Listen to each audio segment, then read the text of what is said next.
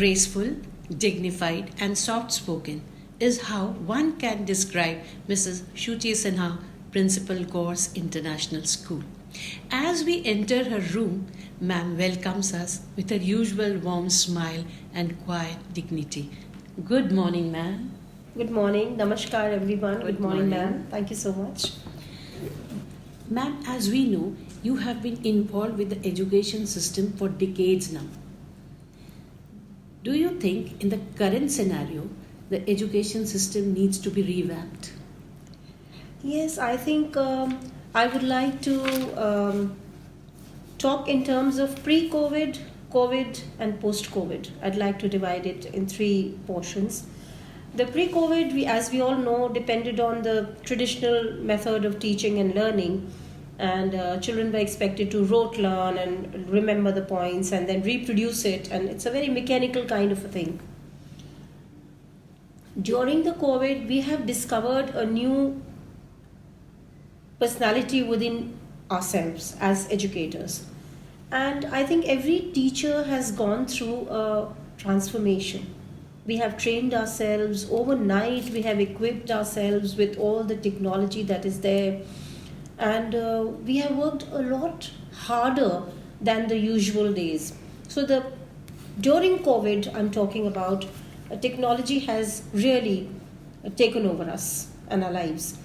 And post COVID, we are going to switch over the augmented learning, the machine learning, the blended education system that has evolved. So we will actually have to switch over. We've been trying, the governments have been trying, the Finnish education people have been trying, governments have been trying to get in parts of Finnish education. The happiness quota has to be very big, in terms of learning and teaching. Both the teacher should be happy as well as the child should be happy to learn. Like Bhutan, which is world number one in happiness quotient. So we also have to increase the happiness quota. And teaching, learning, teacher-student relationship has undergone a tremendous change in these 5 months, the COVID months. And education system, according to me, will not remain the same as it was in 2019, as it was then. Because a lot of transformation has happened and will have happened by, the end of the year. And I feel that we should be flexible. We should learn the new methodologies. We should think from the child's angle. Also, very importantly, there are so many webinars happening, and you and I are attending so many webinars, ma'am. But we are all talking from the perspective of the teacher, from the perspective of the school management systems. We are talking about getting newer type of books. But nobody is talking about the students' angle, what they are going through. So I feel that time has come when we start putting ourselves in the students' shoes and start thinking, what are they going through? Have more discussions about, have more webinars about where student participation is there. So that is a change I would like to see, because ultimately we are delivering. Who is at the receiving end? It's the children. So we must involve more and more children in these learning strategies, and we should design our curriculum and our classes, online classes, according to the requirement and the need of the child. So that is very, very important that I would like to bring to your notice. Ma'am, as I see, you believe in forging ahead and never calling it a day. Please share your achievements with us. We are eager to know. I started off as a very, very normal teacher of English in a school in Delhi, beautiful school in Delhi. And then from there I moved on to Mayo College Ajmer, Mayo College Girls School Ajmer, a sister concern of Mayo College, which is proudly called the Eton of the East.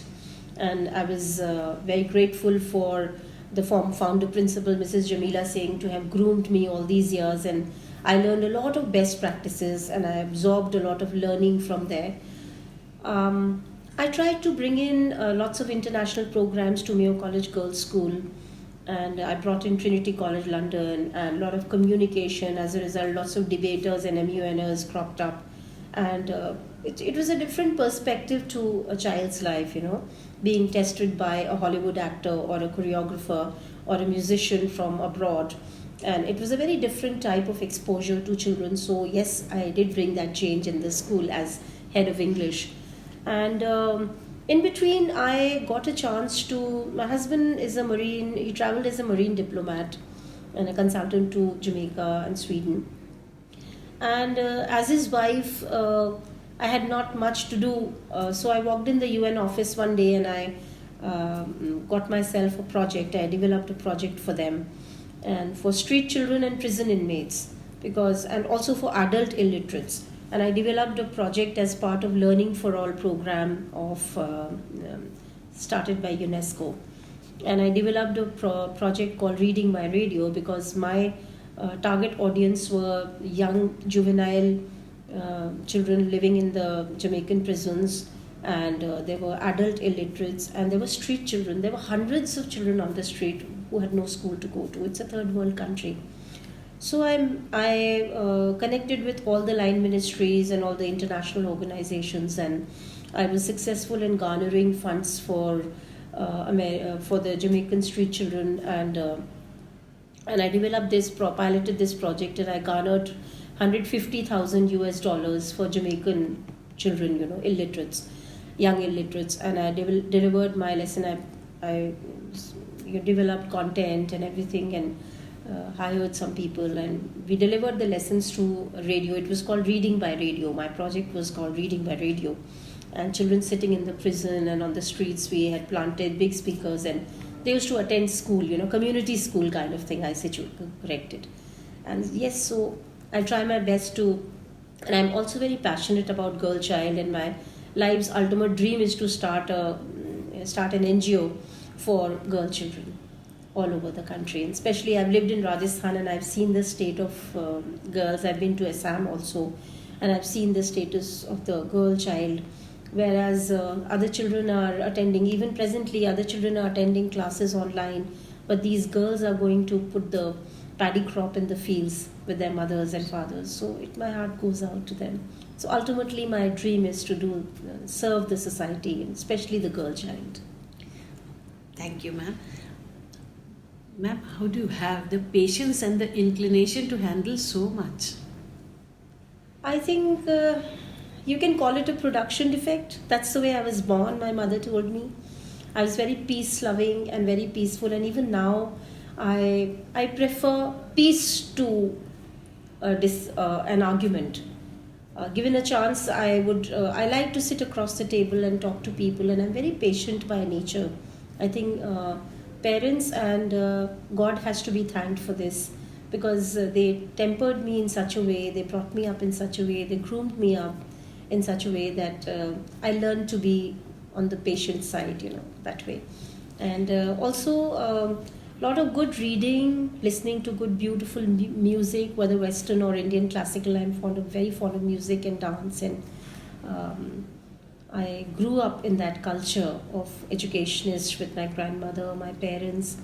I got married into an educationist family. So all that put together, I think it makes you as a human being that you are, the kind of society that you grow with. I think that is what made me and I'm a very calm-headed person. As I said, I prefer to be peaceful than to be argumentative. Ma'am, you have moved from being an excellent English teacher to donning the role of the HOD, Mayo Girls College, Vice Principal, Lotus Valley School, and now the Principal, Gorse International School. What do you think makes a good administrator? I think patience, perseverance, accountability, loyalty to the organization that you're working for. I discovered a good administrator when I was in my master's class and I was a class representative. I felt very comfortable. We had organized an international conference when I was doing my post-graduation in Rajasthan.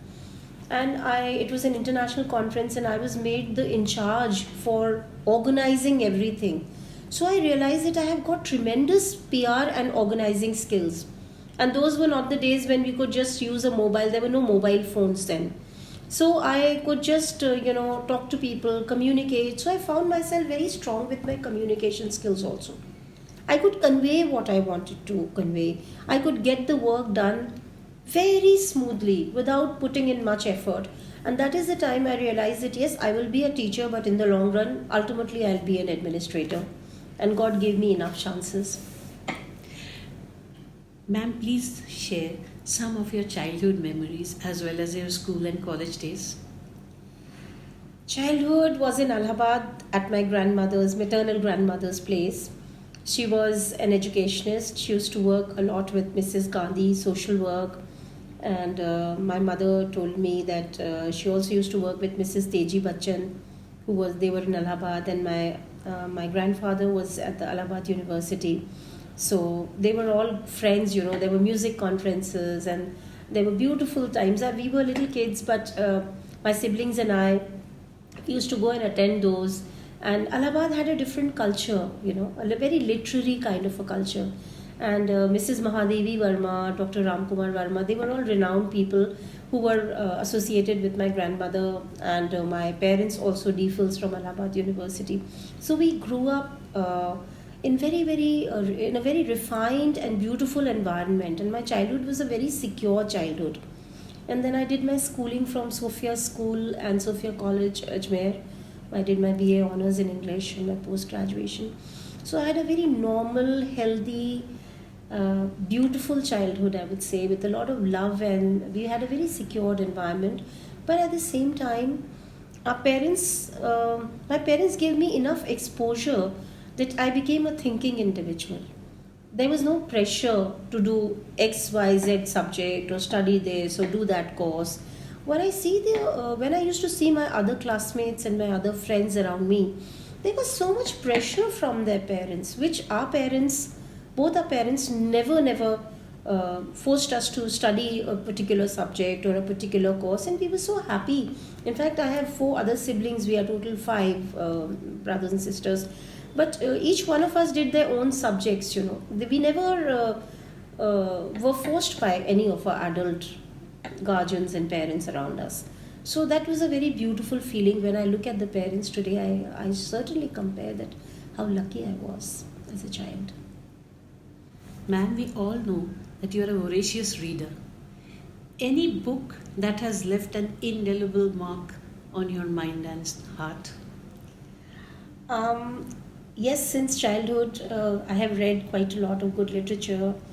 I've read the entire set of Munshi Premchand and Sharat Chandra. So I've read a lot of good Hindi literature as well as English, and of course Shakespeare and his contemporaries, and on the romantics, Wordsworth, Coleridge, Keats, Shelley. All those are my favorite poets. But yes, I did read that beautiful book. You'll be surprised. Everybody during pandemic, we were talking about. I was discussing one day with my friends what children are going through, what housewives are going through. The financial situation is so bad. Then I thought that Good Earth, that book by Perlis Park, is lying with me. I opened that book, ma'am, and I would have read it when I was in class 12th or something. And I read it again, and it had a different perspective, completely changed my perspective. That slave girl who's there, Olan, and how she struggles and goes through her 4 pregnancies and then goes back to the field to work again. And then Mother Earth gives them, So that gave me a lot of hope, ma'am. And that book, I recently read it again, I think 2 months back. And presently I'm reading Ikigai, the Japanese way of, increasing your lifespan and happiness, And I also read a book on leadership by Ari Poka on Finnish leadership system. So I'm presently reading that book. But yes, Oland's, she just stays in my mind and heart. That look at that woman. We have all the facilities. We have everything. So I think Mother India, the Bollywood film was made based on, if I'm not mistaken. And so that lady, that character inspires me to forge ahead, in life, and full of enthusiasm. I even discussed it I made it basic, structure. I made a basic structure for a discussion with my friends who were undergoing a lot of, emotional stress during COVID. And we realized that yes, that's a beautiful character to be brought forth. So that book really stays in my mind, ma'am. Ma'am, any specific incident that has left a deep imprint on your mind and heart? I can't specify any specific one, but yes, during my childhood, my maternal grandmother, she belonged to a city called Jaunpur, and they had a beautiful house there, around surrounded by the fields. And I remember my grandmother's house was at a big height, and there was a little window from where I could peep down and see that there was the support staff used to stay there. So among the support staff, in the morning when I would get up, it became a habit with me in summers when we would go there. Uh, I would peep down and see what are they doing, because there was no TV, there was no mobile. So we ran in the fields and we went to the Gomti River, and it was a beautiful experience. So one day I was peeping down and I saw that there were five kids in that family. There was a, you know, mother was cooking chapatis for them on an earthen kind of plate, which she had placed on the fire. And she asked the daughters, "Ye, bring this and bring that and bring that." And she was shouting at the boys that go to school, go, you're getting late. Where's your slate? Where's your chalk pencil? And they picked up those small bags, homemade bags, and the boys sling it on their shoulders and they walked out. So then I wondered as a girl, why are the girls not going? There were two girls. And the girl was telling her mother, "Mama, Amma, mujhe bhi jana hai, mujhe bhi bhejo school." But the mother said, "No, you work at home. We have to go and sow some seeds in the fields, and you can't go." Ma'am, that really hit me hard. I think that is where the seed for girl-child education was sown in my heart. That I want to give my life, and that is why I think that must be the reason why I decided to work with Mayo Girls and not with any other school.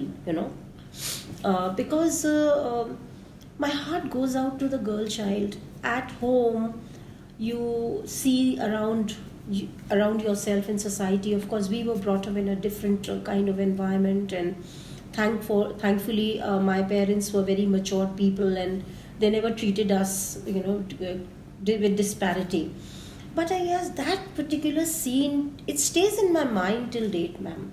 And whenever I say, when you asked me that question earlier, that ma'am, what is your ultimate, dream, or what would you like to do? Or I really want to start my NGO for girl child, and I'm very happy to come to Gore International.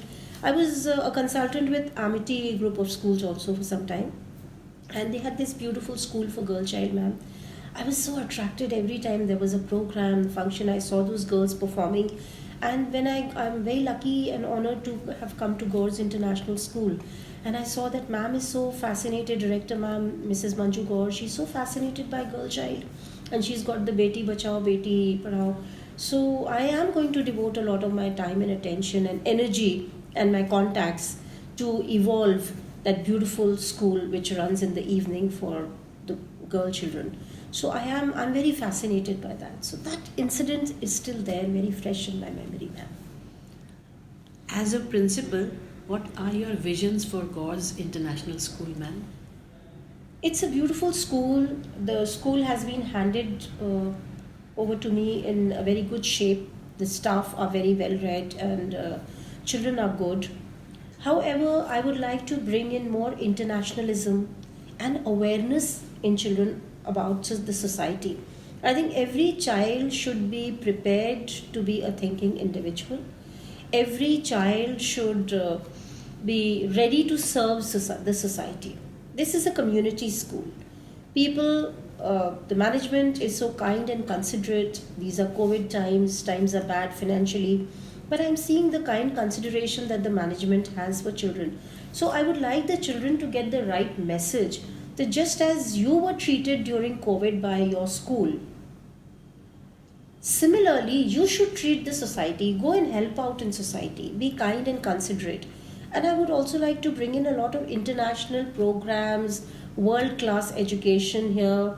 And I would like our children to be known as Gore school children, wherever they go in the world, they should spread this message, So that is there. And then As part of the vision, Sanskrit needs to be developed. If you look at Germany and all the international universities abroad, a lot of people are doing research because Sanskrit is the mother of all languages. So, because it's a part of the vision of the school, there is NCC, there's Girls Guide, there's a girl wing of NCC is doing so well. So, I would like to bring in more in national and international level things to the lives of children. So, that is my vision for the school. And of course, I have a lot of love for Sanskrit myself. I can read, I can write, I can speak, so I'm very comfortable. And it's when you go abroad that you realize that Indian culture is so rich that there's no other culture in the world which can match up to it. And when people from abroad are learning Sanskrit, why should we ignore it as, students of this school? So, and a lot of respect for cultural heritage, music, dance, all the arts. I have a lot of desire that children are able to appreciate the fineries of life, appreciate the music, Indian, rather than the potpourri of Western and Indian. We are neither here nor there. So I would love that children have respect for their mother tongue. Language that they speak should be chaste and pure. And I want that Hindi should also be respected. हमारी राष्ट्रभाषा है. I have a lot of regard for Hindi, ma'am. Given the changing trends in the lives of the students today, ma'am, what message would you like to give to the parents? We cannot, in the new education system, in the pre, post, and during COVID times, and even before and after that, we cannot imagine grooming our children without the support of the parents. So I feel that without a proper coalition between all the stakeholders, the management, the teachers, the parents, the children, all of us, the entire support system of the school, we all have to work as a whole. United we stand, ma'am. So I would request all the parents that if mother is always the first guru of the child, so I think the child is groomed by the mother first and brought into this world by the mother, groomed by the mother, and then the child is handed over to us. So this handing over, taking over has to be connected. It cannot go two separate ways. The child presently is studying at home. I request all the mothers, all the fathers to please support us. We are there for you and you are there for us. So we are, the other half is at home and this other half is in school. So we are a whole. So we should work as a whole team, ma'am. And without the support of the parents, without the grooming of the parents, we teach something, the follow-up has to be done at home. If there is no follow-up, it won't stay with the child. If suppose we are doing diagonally opposite things in school and home, then the child will be utterly confused. So I have a lot of regard for parents. I believe in having open discussions, and once the post-COVID session happens, I am going to have long discussions and meetings with parents and one-to-one about a child, about the growth of a child, and that is what I like about Finnish education, ma'am. A Finnish education works on individual children, because what happens is an individual child, because their population is limited, so they are able to do it, but we can always work in clusters. We can call 10 parents together, work on their 10 kids, have a personal file about the child, and that's how we can monitor the growth of a child between the parent and the school. So I am looking for a very beautiful relationship with the parents. I look forward to that, and I would request them to be careful, to be safe, to be indoors, and may God bless each member of the Gaur family and Gaur's International School.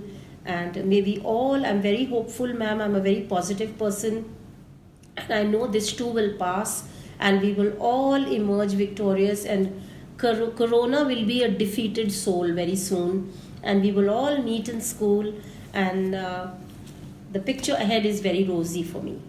Thank you, and God bless you all. Thank you, ma'am. It was a pleasure talking to you and knowing you at such close quarters. Thank you once again. Thank you. My pleasure. My honor, ma'am.